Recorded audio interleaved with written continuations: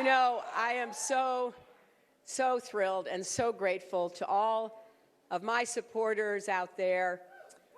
Some may have doubted us, but we never doubted each other. And this one's for you.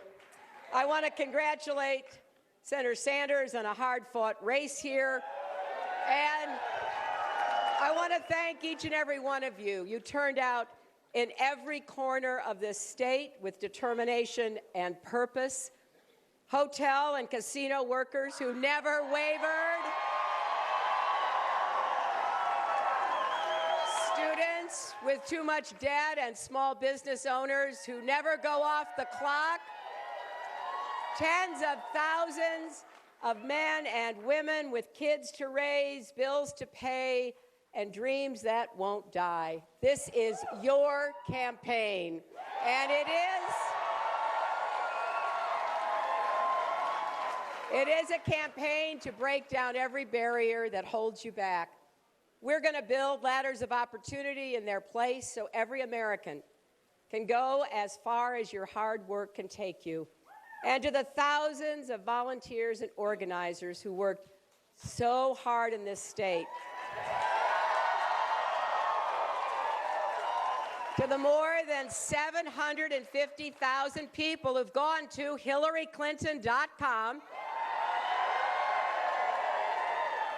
and contributed what you could, the vast majority giving less than $100, and to the millions of people across our country who are supporting our campaign, thank you from the bottom of my heart. We hear you, we see you. We're incredibly grateful to you because we're in this together.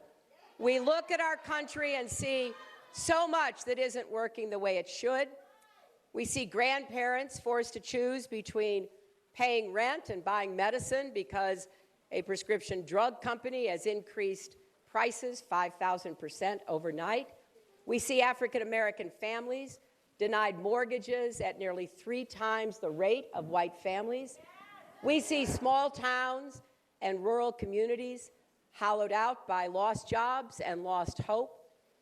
We see a rising generation of young people coming of age in a world where opportunity seems out of reach. And worst of all, we see children growing up in poverty or pain or fear. Here in Nevada, a brave young girl told me how scared she is that her parents could be deported. In South Carolina, I met kids trying to learn in crumbling classrooms in neglected communities. And then there's Flint, Michigan, where children were poisoned by toxic water just because their governor wanted to save a little money.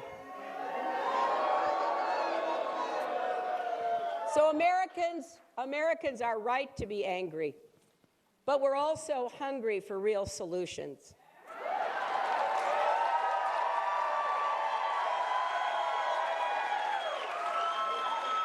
In the campaign, you've heard a lot about Washington and Wall Street. We all want to get secret, unaccountable money out of politics. That starts with appointing a new justice to the Supreme Court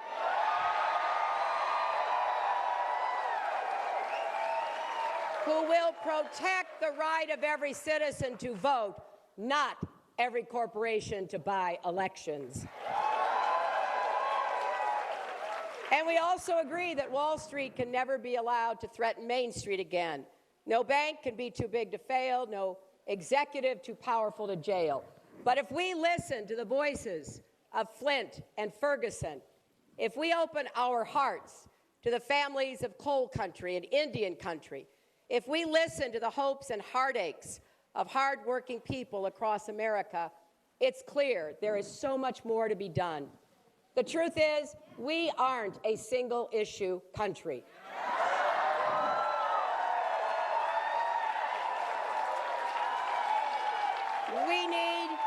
We need more than a plan for the big banks. The middle class needs a raise, and we need more jobs. We need jobs that pay well and can't be outsourced, jobs that provide dignity and a future.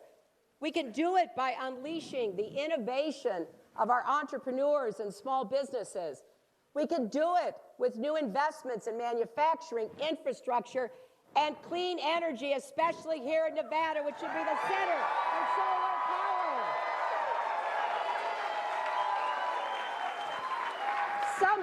Some country is going to be the clean energy superpower of the 21st century. It's probably either going to be China, Germany, or us, and I want it to be us, and it will be when I'm president.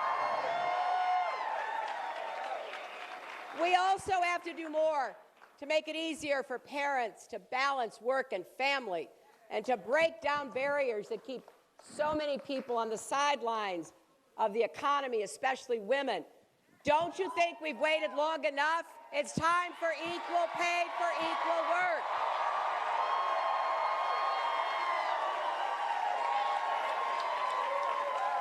And don't you think it's time to face head-on the reality of systemic racism and invest in communities that have been left out and left behind? That means reforming our criminal justice system, our immigration systems, ensuring that people with disabilities have the same opportunities to work and fully participate in our society. It means to make sure that nothing holds you back, not debt, not discrimination, not a deck stack for those at the top. Now, no one can get this done alone, not even the President of the United States. It's got to be the mission of our entire nation.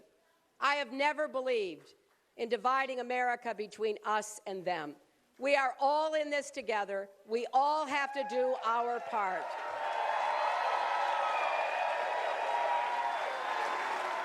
So let me say this to the men and women who run our country's corporations. If you cheat your employees, exploit consumers, pollute our environment, or rip off taxpayers, we're going to hold you accountable. But if you do the right things, if you invest in your workers, contribute to your communities, help build a better America, we're going to stand with you. We're going to go into the future together. We need more jobs. We need more opportunity. And I want to say this to all the young people out there. I know what you're up against. If you left college with a ton of loans, it's not enough just to make college more affordable. You need help right now with the debt you already have. That's why I have a plan to cut your interest rates and cap payments so you never have to pay more than you can afford. But I want you to think about this. It can't be just about what we're going to give to you. It has to be about what we're going to build together. Your generation is the most tolerant and connected our country has ever seen.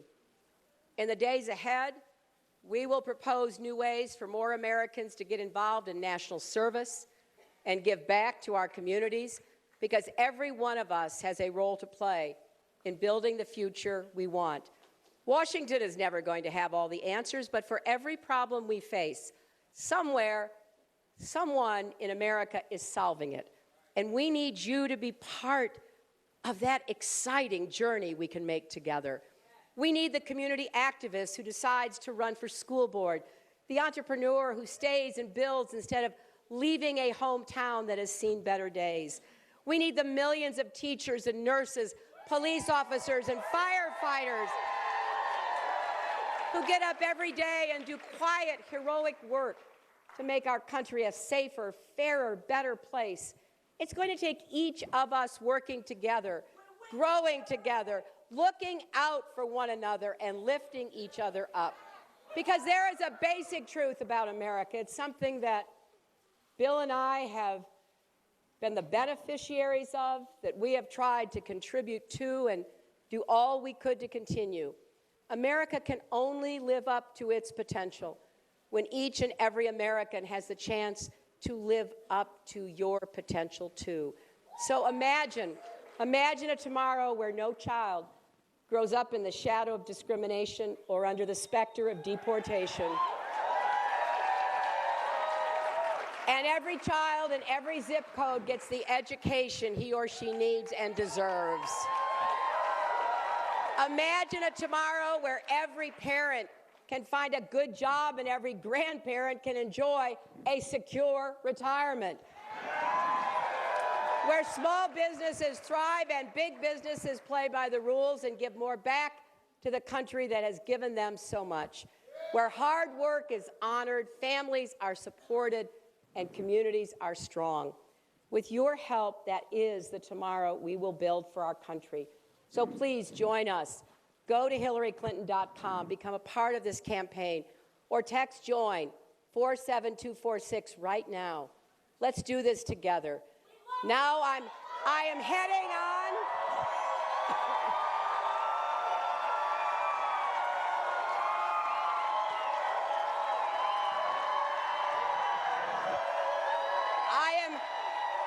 I am on my way to Texas. I'm on my way to Texas. Bill is on his way to Colorado. The fight goes on. The future that we want is within our grasp. Thank you all. God bless you.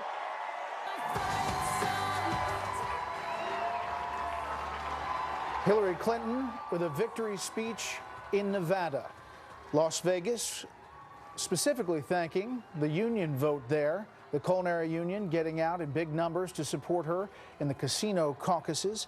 She also made a specific pitch to young people with student loan problems, she said.